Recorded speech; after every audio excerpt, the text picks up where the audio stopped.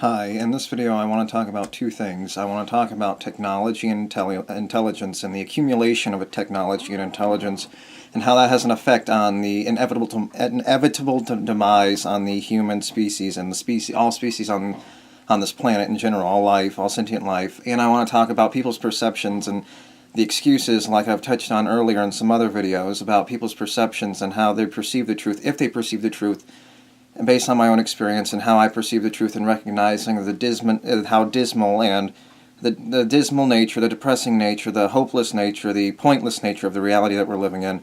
So I want to touch on this technology thing first. The more that we reach a technological breakthrough, the more that we break through in technology, the more we recognize and we accomplish technological breakthroughs. I think along with this and the accumulation of the intelligence, the recognition, along with these perceptions that people obviously have, with recognizing the truth and not using excuses and emotional attachments and emotional weakness, and these weaknesses of intelligence, like emotional weakness, is obviously in a form of, in a way, ignorance and stupidity, or an outright denial of the truth. It's its own form of denial.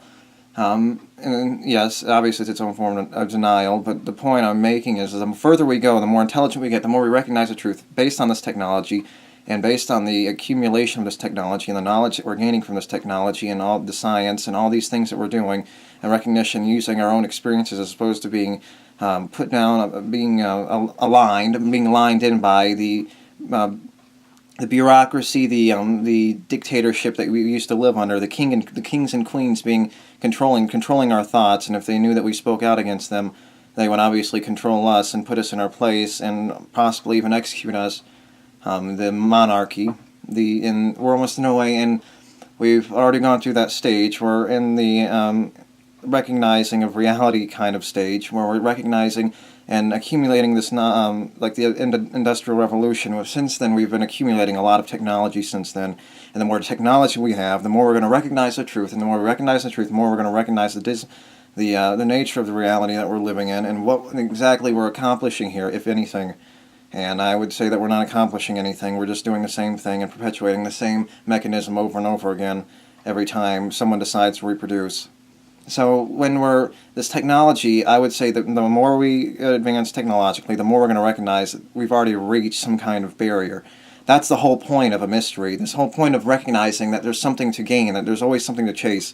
The mystery, there has to be a mystery, the never-ending mystery. Well, that's almost like saying there's no mystery at all. When you have no mystery that you're going to solve, even if there is a mystery, and you say you can't solve it, it's almost like you have no mystery, that you have no mystery to solve. If you have a mystery but it's unsolvable, it's like having no mystery, and there's constantly solving these problems, and the mystery in and of these problems, like solving a crime scene investigation, it's always solving some problem that we're creating in the reality based on someone else's suffering and someone else's experiences. So when we're experiencing these things, based on these recognitions that we're having, and the technology that we keep accumulating, we are going to reach a point based off of this brick wall that we may already be reaching, if not eccentric and quantum technology that we're trying to solve, or this quantum science that we're trying to rationalize. We're going to finally reach a point, if not already, where we can't go any further. And we already have nuclear bombs. All it takes is one insane crazy guy to let those go loose wherever they're holding the bombs somewhere. And all it takes is one person. And the more we advance in technology, the more we're recognizing that the smarter we get based off this technology, the more likely we're going to go extinct based off of the abuse or the existential recognition of this life that we're living and the world that we're living in, and exactly what we're not accomplishing.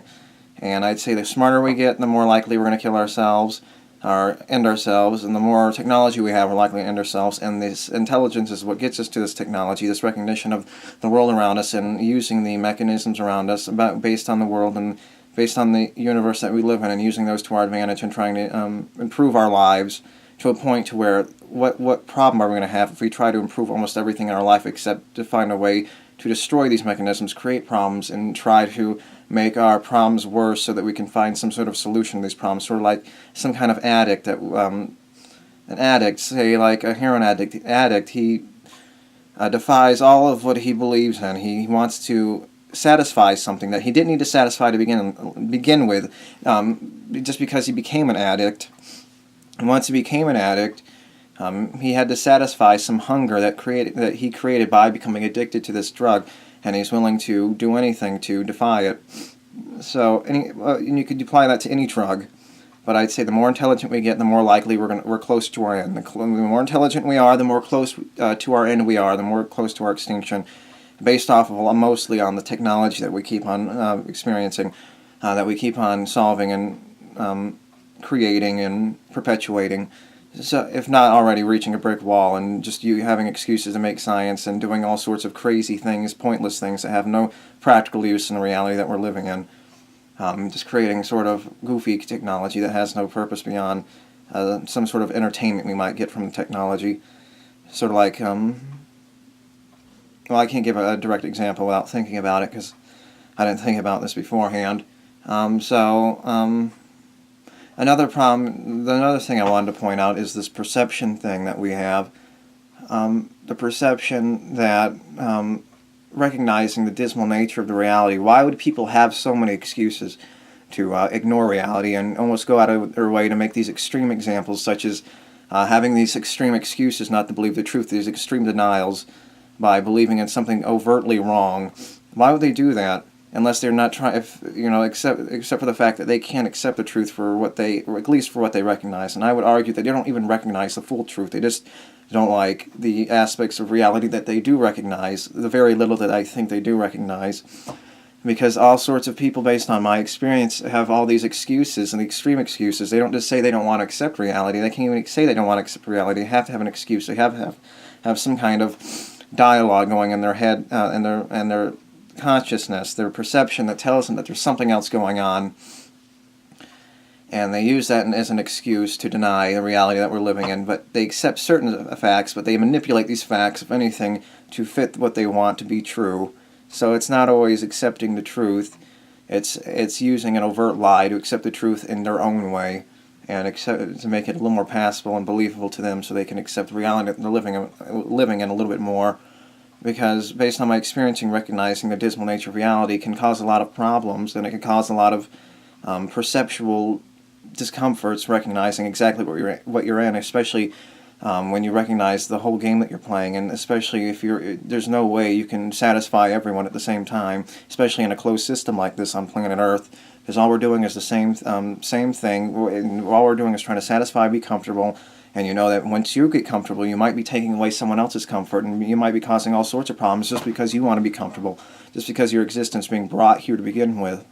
So what we're doing here is all we're doing is taking away from others based on our own selfishness, and we're not doing anything except using excuses such as any excuse you can think of, such as religion or anything like that, as an excuse to make the facts that you already know and you already accept seem a little more passable. And even if you don't necessarily acknowledge it as the truth, you might say it in some kind of discussion when you're describing the truth. And that's the biggest problem, is not acknowledging that what you're saying is obviously something that is in your head, and you need to disconnect that when you're arguing or mentioning or talking about some kind of reality that we're living in. So when we're talking about the truth, you need to bring in what you know is the truth and not what you know is fantasy and what you think that you want to be true. And the technology we're reaching and the intelligence we're reaching, the more intelligent you get, the more likely that this the mechanism which keeps us going will be broken. We'll break the mechanisms by the very own recognition of the people, the victims of the mechanism, and this technology that we create to make our this existence more passable, beyond creating our own problems based on, or having no solution to our problems. The more close we get to living a comfortable life, the more likely we're going to recognize how pointless this life is, therefore creating a problem just as much of a problem as having some kind of problem like the Neanderthals or the cavemen back in a long time ago in the BC had, and it's replacing one problem with another, creating all sorts of other problems, leading to the inevitable extinction of possibly this all life on planet Earth. I think the smarter you get, the more likely you are, the closer you are to die. And I think I mentioned everything, all the points I wanted to make, and so thank you, and till next time, bye.